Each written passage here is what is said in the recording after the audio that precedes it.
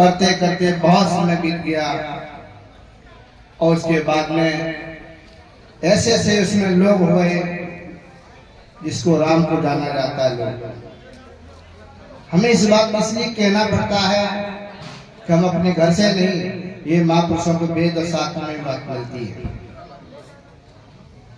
जब राम को जाते हैं लोग, राम का नाम लेते हैं, वही राम जो है कि यहाँ पर आया खारवेल से, यह देखा तो असुर सम्राट का वध कर दिया जाता है।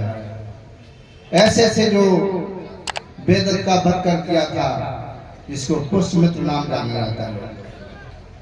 तो यहाँ प्रथमा नहीं थी देशों में, संत ऋषि मुनि बहुत थे, यहाँ देशों में प्रतिमा नहीं होती, न कहीं प्रतिमा लगती। साधन, भक्ति, ज्ञान, विवेक और बुद्धि अपने ऊपर ही निर्भर रहते थे। तो हजारों भी यहाँ प्रतिमा हर जगह लागू हो गई। जब ये चलता रहा, लोग भटक गए, इस मार्ग में कई परेशानी भी आई। देश में जब भी ये चीज चलती है, आज धर्मों में बांटा जाता है। इसी देश में बुद्धिस्ट धर्म माना और इसी परिषद में जो है कि एक जैन समाज भी लागू किया गया। दोनों एक ही मार्ग की बात है। इस बात को बुद्ध भी कहता है कि हिंसा मत करो, इस बात को जैन भी कहता है कि हिंसा मत करो। ये दोनों को मार्ग अलग हो गए।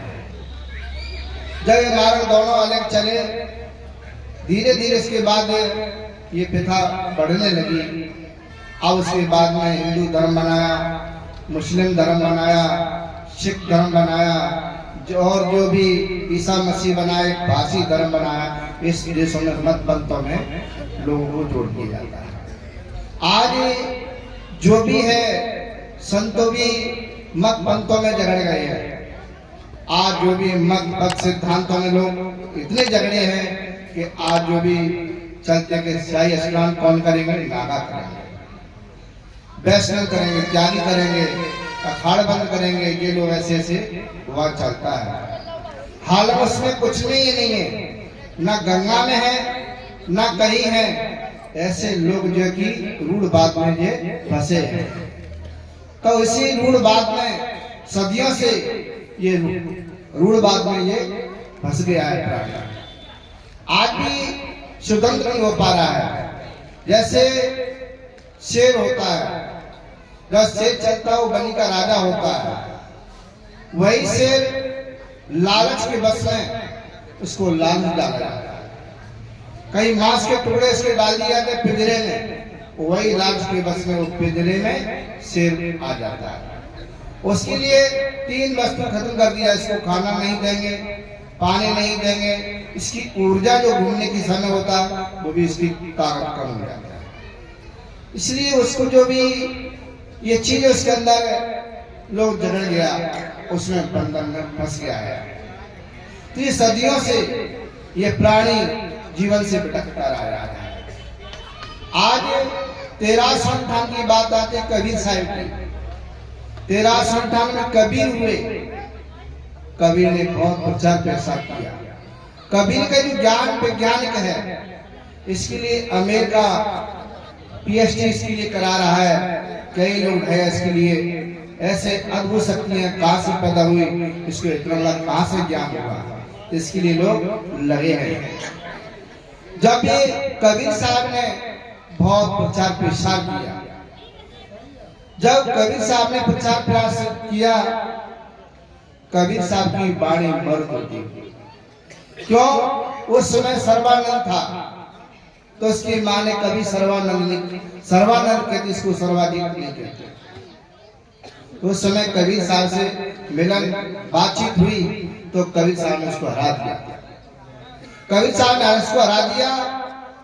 धर्मदास बड़े शिष्य थे, गद्दी का अधिकार उन्हें बनना था, तो उसने कि गोपाल नाम रख करके उसने वाणी मरोड़ करके और वो उसको कबीर साहब का ज्ञान साथ में उसको लुप्त कर दिया।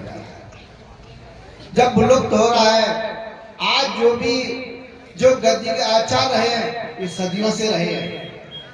जब भी गोपाल नाम का ब्राह्मण जाना जाता है वो ही पहले से था। वैसे गति का आचार्य जो बनना था वो धर्मदास को बना था, इसलिए मैं दो खाप रुपए।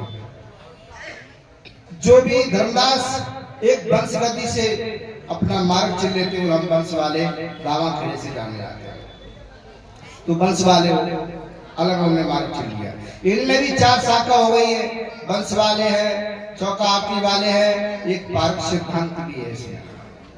अब ये जब इसको देखते हैं तो इसका टीका किया तो राम स्वरूप साहब ने, वो भी ब्राह्मण थे, पूरन साहब वो भी थे ब्राह्मण थे। ये सदियों से ये वाणी को मरते रहे हैं, सदियों से ज्ञान इन्हें खोला नहीं, हर जगह ने उलझन में डाल दिया। क्यों? ये चीज ऐसी है कि हमारे अंदर से आज भी तक से बंधन से मुक्त नहीं हो पा रहा है। और इसके लिए आप लोग देखते हैं, साथ पढ़ते हैं तो लोग कहते हैं उस समय में दुर्वासा ने मंत्र दिया था कुंती को, जब इच्छा पूर्ण करनी है तो हम एक आवास मंत्र देते हैं, इसको आवास करते हैं।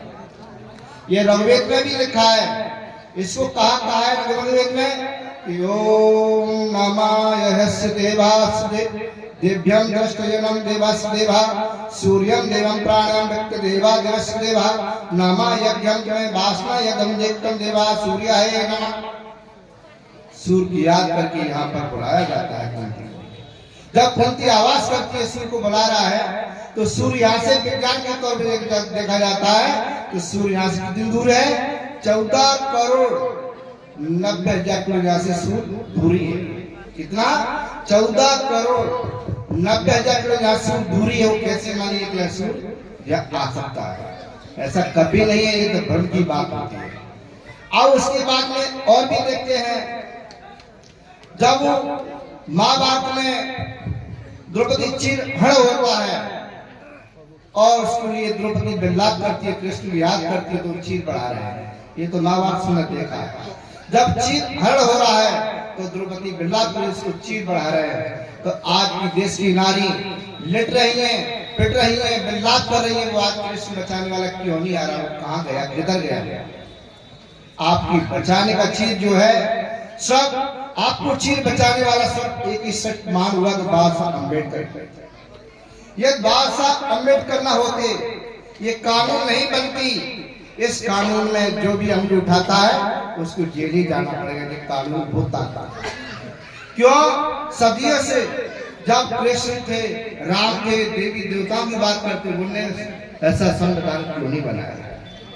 आज हमारी बड़ा अफसोस की बात है कि हमारी देवी आज से सदियों से चीरहरण हो रहा है। इसलिए सबसे ज्यादा अपने महापुरुषों को याद करो और महापुरुषों की याद उसके लिए करो कि अपने घर में 3 महापुरुषों चौथा कोई नहीं मिलता। पहला सूत्र है कि माँ आपके घर से निर्माण करती है और पिता एक पालन पोषण बड़ा करता है। गुरुजन जो हमारे संत पुरुष हैं, आज संत बैठे हैं, ये संत इसलिए बैठे हैं कि आपको ज्ञान का एक जीवन मार्गदर्शन में आपको और आपके जीवन को बदल देते, इसलिए संत होते हैं। इसीलिए एक बात ये थी, जब पीरियड में उधर समय हमने अपने दादा दिया है गुजरात में, एक देख क्या हुआ था कि दोनों आदमी, अब 1 मिनट और, तो इधर क्या हुआ था कि दोनों आदमी गांठ मार खड़े हुए थे, थाली बज रही थी। तो मैंने बोला क्या हो गया? बोले क्या रे यार बापू ऐसा है, ऊपर से पित्र आएंगे इसके अंदर जाएंगे।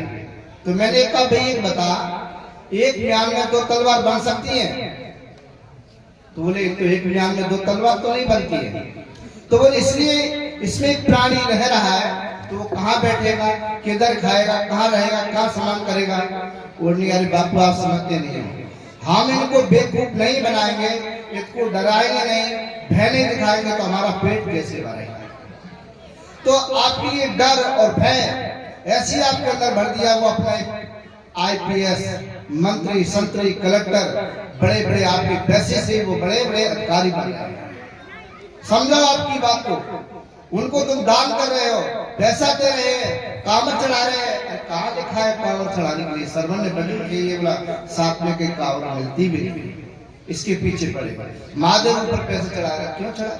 वो पैसा अपने बच्चों की पढ़ाई में लगा, इनका भविष्य बनेगा और उनका जीवन में कल्याण का मार्ग बनता है। वो पैसा मंदिर फजूल बंद करना, इस मंदिर में जाकर के स्थिति है, आप बेवकूफ बन के मत रहना। अपने बच्चे पढ़ाओ, लिखाओ, शिक्षित बनाओ और ज्ञानवान बनाओ, तो वो आपके जीवन का भविष्य बदल देगा।